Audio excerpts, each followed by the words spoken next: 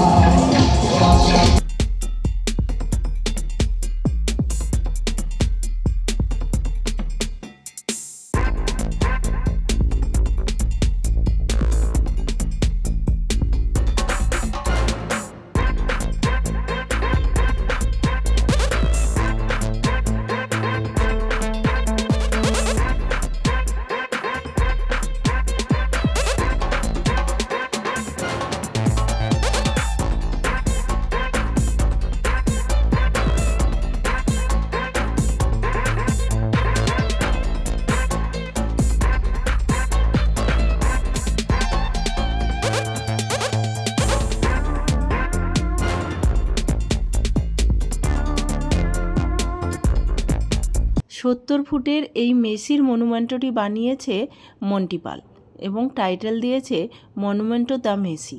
এটা কালকেই উদ্বোধন করা হয়েছে লেকটাউনে, তাই প্রচুর মানুষের সমাগম। আর কালকেই ছিল মেসির ইন্ডিয়া ট্যুর। প্রথমে এসেছিল কলকাতায়, ওই 11:45 নাগাদ এই মোমেন্টো উদ্বোধনে এখানে থাকবে, কিন্তু আমি ওখানে প্রেজেন্ট ছিলাম, ওই সময় উনি ছিলেন না।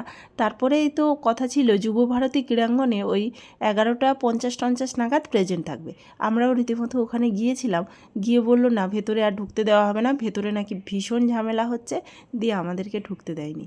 তার একটু পরেই শুনলাম মেসি নাকি এয়ারপোর্টের উদ্দেশ্যে বেরিয়ে গেছে। আমাদেরও ওইখানে কাজ ছিল, আমরাও বেরিয়ে গেলাম। রাস্তায় দেখলাম কিছুই নেই, পুরো ফাঁকা রাস্তা, আর প্রচুর পুলিশ রাস্তায় দাঁড়িয়ে আছে। তাই টিকিট দুটো পেয়ে কোনো লাভই হলো না আমাদের।